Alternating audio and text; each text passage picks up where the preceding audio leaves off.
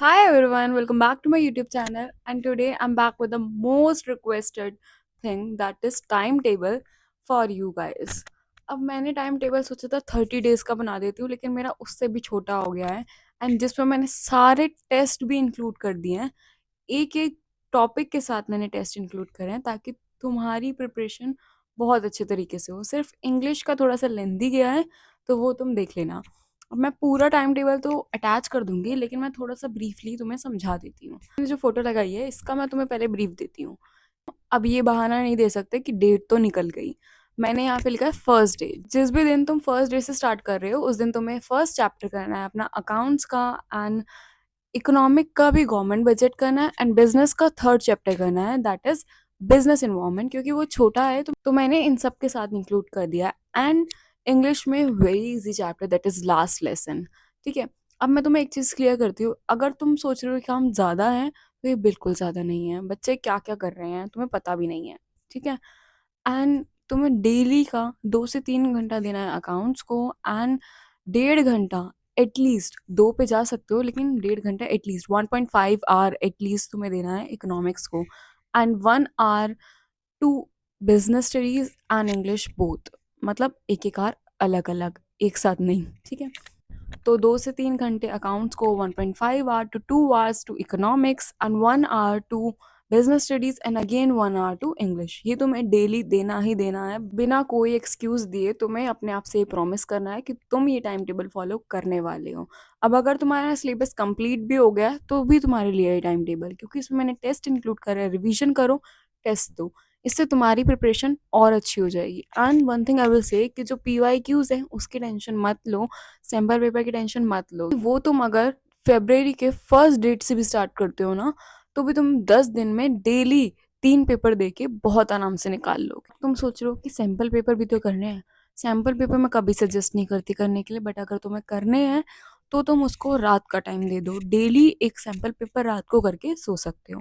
And एक चीज़ बहुत अच्छे से क्लियर करती हूँ, अगर तुम कोई 3 घंटे का पेपर दे रहे हो, कभी भी उसको ऐसे डिवाइड करके मत दो, 1 घंटा अब कर लिया, 1 घंटा कल कर लूंगी, 1 घंटा आज कर देते हैं। कभी मत करो, क्योंकि अगर तुम ऐसे करोगे तो बहुत गलत कर रहे हो। क्योंकि पेपर में जब 3 घंटे एक साथ बैठ के पढ़ना, पूरा पेपर देना होगा, तो तुम नहीं दे पाओगे। तो इतने हाथ टूटने लगेंगे और मन भी नहीं करेगा देने का, और कुछ तो कुछ छूटेगा ही छूटेगा। तो 3 घंटे बैठ के डेडिकेटेड एक पेपर दो। अगर तुम फर्स्ट ऑफ फेब से चालू करते हो, तो डेली के 2 से 3 पेपर तो देने ही हैं। और फरवरी तक तुम्हारा सिलेबस कंप्लीट हो जाना चाहिए। मैं एक ट्रिक देती हूँ, अगर तुमने मेरी लास्ट वीडियोस नहीं देखी हैं तो ये ट्रिक तुम्हें काम आएगी। अगर जिन्होंने देखी है उनको तो पता ही है ऑलरेडी। NCERT करके जो ऐप है, जो मैंने अपने इंस्टाग्राम पे भी बताया है, यहाँ पे फिर बता रही हूँ। NCERT बुक्स एंड सोल्यूशन करके एक ऐप है, रेड कलर की उसकी प्रोफाइल पिक्चर है। उसको डाउनलोड कर लो, एंड उसके अंदर PYQs पूरे के पूरे बोर्ड में जो आए हुए हैं पेपर, वो हैं। सारे पेपर लगाओ, मतलब जितने लगा सकते हो ना, जितने भी लगा डालो। फिर उसको चेक भी तुम खुद करो, किसी और से मत चेक कराओ, क्योंकि वो तुम्हें सिर्फ तुम्हारी गलती बता सकता है। लेकिन जब तुम खुद पेपर चेक करोगे ना, तो तुम्हें गलतियां अपनी याद रहेंगी। तो उनको चेक करो, तुम्हारे लिए बोनस पॉइंट है।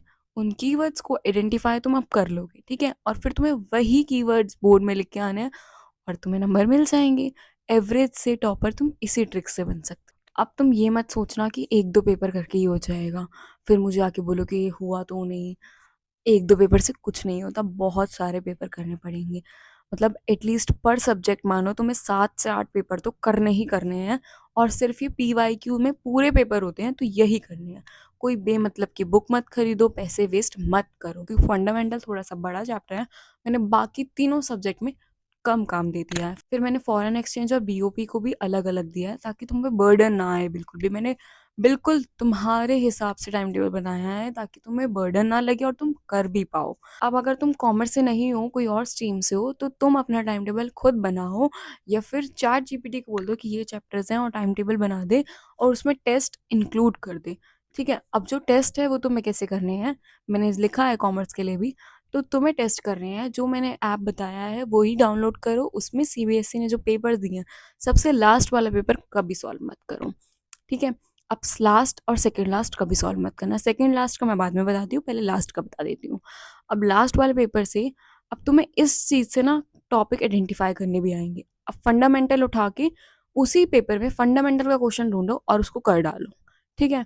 इससे तुम्हारे 2 फ़ायदे होंगे, एक तो तुम्हें टॉपिक आइडेंटिफ़ाई करना आएगा और एक तुम्हारा फंडामेंटल कंप्लीट हो जाएगा और तुम्हें पता भी चल जाएगा तुम्हें आता है कि नहीं आता। अब टेस्ट में तुम कहोगे एक ही क्वेश्चन, तो टेस्ट तुम एक तरीके से और दे सकते हो। तुम्हारी बुक के एंड पेज पे अगर तुम कोई सी भी बुक यूज़ करते हो तो उसमें हमेशा हर चैप्टर के एंड में 2-3 ऐसे क्वेश्चन्स दिए होते हैं जो टेस्ट की तरह होते हैं, या फिर जो क्वेश्चन्स दिए होते हैं तुम उसी में से कुछ भी अपनी मम्मी को बोल दो कि मम्मी फर्स्ट से लेके 40 तक कोई भी 4 नंबर बोल दो, तो मम्मी जो बोल दें वो कर लेना, ठीक है? ये तुम्हारे टेस्ट का एक तरीका हो सकता है। या फिर जो मैं बोल रही हूँ कि पेपर में से लास्ट पेपर में से एक क्वेश्चन तो वो तो करना ही करना है। अब तुम्हें और प्रैक्टिस चाहिए कि टेस्ट और अच्छे से हो जाए, तो वो तुम अपनी मम्मी को बोल के ऐसे कर सकते हो, ठीक है? हर चैप्टर के बाद टेस्ट बोल रही हूँ, और जैसे मैंने यहाँ पे बोला फंडामेंटल और चेंज इन पीएसआर के बाद टेस्ट, फिर मैंने रिटायरमेंट, डेथ एंड डिसोल्यूशन के बाद भी टेस्ट बोला। इसका मतलब ये नहीं है कि रिटायरमेंट और डिसोल्यूशन का ही टेस्ट है सिर्फ। इसका मतलब है कि ऊपर के जितने भी चैप्टर्स हो गए सबका टेस्ट है। अब तुम कहोगे कि वो जो लास्ट वाला पीवाईक्यू था हमने उसमें से एक क्वेश्चन कर लिया था, अब हम वो दोबारा कैसे करें? अब ये कैसे टेस्ट देने हैं? तो इसके लिए तुम्हें यूज़ करना है अपने फ़ोन का। अब फ़ोन यूज़ कर रहे हो उसका मतलब टाइम वेस्ट नहीं, फ़ोन को यूज़ करके चैट जीपीटी का यूज़ करना है एंड सारा टेस्ट निकलवा लेना है उससे, और वो जो है वो प्रिंट आउट में निकलवा लेना। अगर पॉसिबल नहीं है तो फ़ोन से ही कर लेना, लेकिन मम्मी को बोल देना कि मुझे देखती रहना, मैं चीटिंग ना करूँ, ठीक है? क्योंकि कभी-कभार होता है कि यार देख लेते हैं, क्या हो गया? तो मम्मी को बोल देना, ठीक है? अब ये आगे चैप्टर्स है शेयर्स, फिर उसका मैंने टेस्ट बोला है। शेयर्स का टेस्ट नहीं, ऊपर वाले सारे चैप्टर्स लेकिन शेयर्स के क्वेश्चन ज़्यादा। तो शेयर का टेस्ट तुम कैसे दोगे? शेयर्स में पहले दोगे उसका टेस्ट जो पीवाईक्यू दिया है, एंड फिर अपनी मम्मी को बोल के दोगे कि मम्मी ये ले लो, एंड फिर पूरा टेस्ट दोगे जितने भी चैप्टर्स ऊपर हो गए। तो ये ट्रिक है, ठीक है? इससे तुम्हारे चैप्टर्स बार-बार पक्के होंगे और तुम्हारी ही प्रैक्टिस होगी, समझ रहे हो? जो थ्योरी सब्जेक्ट है उसमें भी तुम्हें ऐसे ही करना है। अब मैं सबको ब्रीफली नहीं एक्सप्लेन कर रही हूँ, अगर तुम्हें कोई डाउट है तो तुम मुझे पर्सनली कॉन्टैक्ट कर सकते हो। इंग्लिश में मैं तुम्हें थोड़ा क्लियर कर देती हूँ, जो राइटिंग पोर्शन है उसको मैंने टेस्ट में इंक्लूड किया है। जैसे तुम टेस्ट दे रहे हो तो उस दिन तुम्हें राइटिंग पोर्शन की प्रैक्टिस करनी है। अब वो कैसे करनी है? तो पहले तो फॉर्मेट याद करना है, फिर उसके क्वेश्चंस लगाने हैं। कुछ फॉर्मेट्स जो होते हैं वो सिमिलर होते हैं, तो वो तुम्हें चेक करने हैं और उनका एक फॉर्मेट तुम्हें अपने हाथों से लिख के याद रखना है। 4-5 पेज में नोटिसेस का आ जाएगा, हर एक का लॉस्ट एंड फाउंड में तुम ये लिख सकते हो, पूरा लिख लो, ठीक है? पूरे जो फॉर्मेट है उसमें कुछ लाइन्स भी होती हैं, वो भी सिमिलर होती हैं, वो भी लिख डालो। नोट मेकिंग भी तुम प्रैक्टिस करते रहोगे तो हो जाएगी, एंड रिपोर्ट मेकिंग में भी फॉर्मेट्स होते हैं, लेटर में भी फॉर्मेट होता है, जॉब एप्लीकेशन में तो फॉर्मेट होता ही होता है। एंड उसमें प्लीज़ क्वालिफ़िकेशंस याद करके जाना, वरना बहुत प्रॉब्लम आएगी। क्वालिफ़िकेशन के 1.5 से 2 नंबर होते हैं, वो कट जाएँगे। तो अच्छे से याद करके जाना, और टेस्ट वाले दिन पूरे अच्छे तरीके से प्रैक्टिस करना। कम से कम अगर जिस दिन टेस्ट है उस दिन तुम्हें 5 जैसे नोटिस दिए हैं तो 5 नोटिस अलग-अलग तरीके के लिखने ही हैं। बट अगर उससे ज़्यादा ही तुम्हारे पास अलग-अलग तरीके के नोटिस हैं तो सारे एक-एक, एक तो हर टॉपिक में से लिखना ही है। लेकिन अगर तुम्हारे पास सिमिलर ही टॉपिक है तो 5 लिखने ही लिखने हैं। जैसे रिपोर्ट्स हैं उसमें भी अलग-अलग टॉपिक हैं, उसमें भी जितने टॉपिक हैं उतनी ही रिपोर्ट्स लिखनी है एक ही दिन में, ठीक है? फिर नोट मेकिंग और जॉब एप्लीकेशन लेटर्स का क्लियर कर देती हूँ। उसमें भी तुम्हें 5 लिखने हैं। अच्छा, टॉपिक तो तुम्हारे पास सिमिलर से ही होते हैं, लेकिन 5 तो सब में ही करने हैं। मैं दोबारा रिपीट करती हूँ, 5 तो एटलीस्ट करने ही करने हैं। ज़्यादा कर सकते हो, कम नहीं कर। कोई थ्योरी के लिए मैं ऑलरेडी बता चुकी हूँ, अकाउंट्स की एक बुकलेट बना लो, सारी थ्योरी चैप्टर वाइज़ उसमें लिख डालो, क्योंकि theory fundamental, change in PSR सब में से आती है। ए टू ज़ेड हर चैप्टर में से थोड़ी-थोड़ी थ्योरी आती है, चाहे फिर वो एमसीक्यू के लिए आए या किसी चीज़ के लिए आए। अब 3 मार्कर सब हेड वाला क्वेश्चन भी अच्छे से करके जाना, वो 110% आएगा, तो अच्छे से करके जाना। These are the all tricks I want to give you. अब अगर वीडियो अच्छी लगी हो तो लाइक कर देना, कमेंट कर देना, and subscribe for more videos.